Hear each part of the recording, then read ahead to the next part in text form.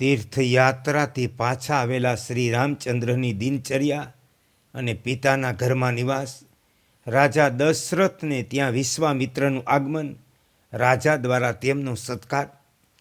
શ્રી વાલ્મીકીજી કહે, હે ભરદ્વાજ, જ્યારે શ્રી રામચંદ્ર નગરમાં પાછા આવ્યા તે સમયે તેમનું સ્વાગત કરતા નગરજનો તેમના પર ઢગલાબંધ ફૂલોની વૃષ્ટિ કરવા લાગ્યા. જેમ ઇન્દ્રપુત્ર જયંત પોતાના સ્વર્ગના ભવનમાં પ્રવેશ કરે તે જ પ્રમાણે તેમણે પોતાના મહેલમાં પ્રવેશ કર્યો. ત્યાં જઈને રઘુનાથજીએ પ્રથમ પિતાને પ્રણામ કર્યા, પછી ક્રમશઃ કુલ ગુરુ વશિષ્ઠને, વડીલ ભાઈબંધુઓને, બ્રાહ્મણોને અને કુળના વડીલ વૃદ્ધોને મસ્તક ઝુકાવી પ્રણામ કર્યા. પછી સુહદો, બંધુઓ, પિતા, બ્રાહ્મણ સમુદાયને શ્રીરામે વારંવાર હૃદય ચાપ્યા અને શ્રીરામે પણ તેમના પ્રત્યે અભિવાદન પ્રિય શબ્દો દ્વારા યથોચિત આચાર વ્યવહારનું પાલન કર્યું. તે સમયે શ્રી રઘુનાથજીના આનંદ ઉલ્લાસનો પાર ન રહ્યો. અયોધ્યામાં શ્રી રામચંદ્રજીના શુભ આગમનના નિમિત્તે સતત 8 દિવસ સુધી આનંદ ઉત્સવ મનાવવામાં આવ્યો. તે સમયે હર્ષઘેલી પ્રજા દ્વારા પ્રસન્નતાપૂર્વક કરવામાં આવેલા ગીતો, વાદ્યો વગેરેનો મધુર ગુંજરાવ ચારે બાજુ ગુંજી રહ્યો. ત્યારથી શ્રી રઘુનાથજી વિભિન્ન દેશોમાં પ્રચલિત નાના પ્રકારની રહેણી કહેણીનું જ્યાં ત્યાં વર્ણન કરતા રહી ઘરમાં સુખપૂર્વક રહેવા લાગ્યા. શ્રી રામચંદ્રજી દરરોજ પ્રાતઃકાળે ઉઠી સ્નાન આદિ પછી વિધિપૂર્વક સંધ્યા વદન કરી રાજ્યસભામાં બેઠેલ પોતાના ઇન્દ્રતુલ્ય તેજસ્વી પિતા મહારાજ દશરથના દર્શન કરતા. ત્યાં એક પહોર સુધી વશિષ્ઠ વગેરે સાથે બેસી આદરપૂર્વક જ્ઞાનપ્રદ કથા વાર્તા સાંભળતા. ભાઈઓ સાથે તીર્થયાત્રાથી પાછા આવ્યા બાદ શ્રી રઘુનાથજી ઘણું કરીને આવી દિનચર્યા અપનાવી પિતા સાથે સુખપૂર્વક રહેતા. એ નિષ્પાપ ભરદ્વાજ, શ્રી રામચંદ્રની પ્રત્યેક ચેષ્ટા રાજોચિત વ્યવહારના કારણે બહુ મનોહર જણાતી. તે સત્પુરુષોના ચિત્તમાં ચંદ્રમાની ચાંદનીની જેમ આહલાદ ઉત્પન્ન કરતી. બધા તેની ખૂબ જ પ્રશંસા કરતા. તે અમૃત રસ જેવી મધુર, સુંદર, કોમળ હતી. આવી ચેષ્ટા દ્વારા તેઓ દિવસો વ્યતીત કરતા. એ ભરદ્વાજ, ત્યાર પછી જ્યારે શ્રી રઘુનાથજીની ઉંમર 16 વર્ષથી થોડી ઓછી હતી, શત્રુઘ્ન, લક્ષ્મણ શ્રી રામચંદ્રનું નિરંતર અનુસરણ કરતા. ભરત સુખપૂર્વક પોતાના માતા મને ત્યાં રહેતા. મારા દશરથા સંપૂર્ણ પૃથ્વીનું યથોચિત રૂપે પાલન કરતા.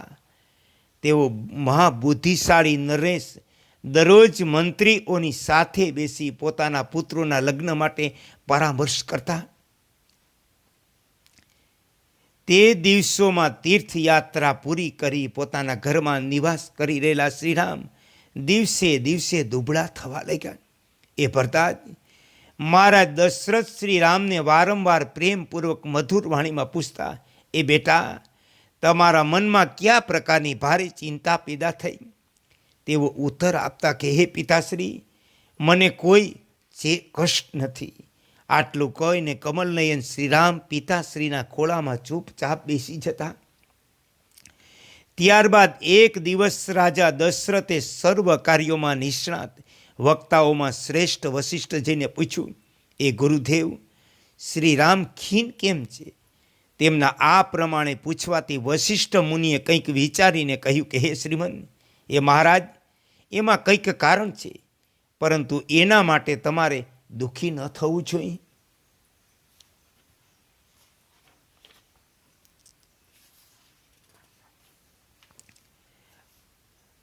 આ સમયે વિશ્વામિત્ર અયોધ્યાપતિ દશરથને મળવા માટે ત્યાં આવ્યા. ધર્મ કાર્યોમાં તત્પર રહેનારા તે બુદ્ધિમાન મહર્ષિએ ત્યાં તે દિવસોમાં એક યજ્ઞ થઈ રહ્યો હતો. તે બુદ્ધિમાન મહર્ષિને ત્યાં તે દિવસોમાં એક યજ્ઞ થતો હતો. માયા, બળ, પરાક્રમથી ઉન્મત્ત રહેનારા રાક્ષસોએ એક સાથે આક્રમણ કરી તેમના તે યજ્ઞનો વિધ્વંસ કર્યો. તે યજ્ઞની રક્ષા માટે તેમની મારા દશરથને મળવાની ઈચ્છા હતી. કેમ કે રાક્ષસોના ઉત્પાતના કારણે તે મુનિ પોતાના તે યજ્ઞને કોઈ પણ વિઘ્ન ખલેલ વિના સંપન્ન કરી શકતા નહોતા. તેથી તે નિશાચરોના વિનાશ માટે તૈયાર થઈ તે તપોનિધિ તેજસ્વી વિશ્વામિત્ર અયોધ્યાપુરીમાં આવ્યા. ત્યાં પહોંચીને રાજાને મળવાની અભિલાષાથી તેમણે દ્વારપાલોને કહ્યું કે તમે લોકો તુરત જઈ મહારાજને મારા આવવાની સૂચના આપો. તેમને કહેજો ગાધીના પુત્ર કુશિકવંશી વિશ્વામિત્ર આવ્યા છે. મુનિની વાત સાંભળીને રાજદ્વાર પર રહેનારા ચોકીદારોએ રાજમહેલમાં જઈ પોતાના સ્વામી છડીદારને કહ્યું કે પ્રભુ મહર્ષિ વિશ્વામિત્ર પધાર્યા. પછી તે છડીદારે સભા મંડપમાં રાજાઓની મંડળી વચ્ચે બેઠેલા મહારાજ પાસે તુરત જઈને સૂચના આપી કે હે દેવ, રાજદ્વાર પર પ્રાતઃકાળના સૂર્ય જેવા મહાતેજસ્વી અગ્નિની જ્વાળા સમાન લાલ જટાધારી એક દીપ્તિમાન પુરુષ આવીને ઊભા છે. તે મહામુનિ વિશ્વામિત્ર છે. રાજા તરફ જોઈને છડીદારે નમ્ર શબ્દોમાં જેવી આ વાત કહી તેની વાત સાંભળતા મંત્રી અને સામંતો સહિત તે રાજ શિરોમણી દશરથ તત્કાળ સોનાના સિંહાસન પરથી ઊભા થઈ ગયા. રાજાઓના સમુદાયથી ઘેરાયેલા સામંતોથી પ્રશંસિત થતા તે નરેશ વશિષ્ઠ વામદેવજીને સાથે એકાએક પેદળ તે સ્થાન પર તરફ ચાલ્યા ગયા જ્યાં મુનિ વિશ્વામિત્ર ઊભા હતા. રાજાએ ડેલી પર ઊભેલા તે શ્રેષ્ઠ મુનિને જોયા. તેઓ બ્રાહ્મણો ચિત્ત તેજ તથા અપાર ક્ષાત્ર બળથી સંપન્ન હતા. વૃદ્ધાવસ્થાના કારણે વધારે પાકટ અને તપસ્યામાં રત રહેવાના કારણે વૃક્ષ જટાવલીથી તેમના ખંભા ઢકાયેલ હતા. તેઓ શાંત, કાંતિમાન, પ્રકાશિત, પ્રત્યાઘાત રહિત, વિનયશીલ, હુષ્ટપુષ્ટ અવયવોથી યુક્ત અને તેજસ્વી હતા. તેમનું તેજ સુંદર હોવા છતાં અત્યંત ભયંકર હતું. કૃપા ગુણથી યુક્ત, દૂર સુધી ફેલાયેલ હતું. ગંભીર અતિશય પૂર્ણતાને પ્રાપ્ત હતું. તે તેજથી ઋષિની અંગ કાંતિ દર્શકને પ્રસન્ન કરનારી. તેમના હાથમાં એક કમંડળ હતું જે સિંગદ નિર્મળ ઉત્તમ હતું.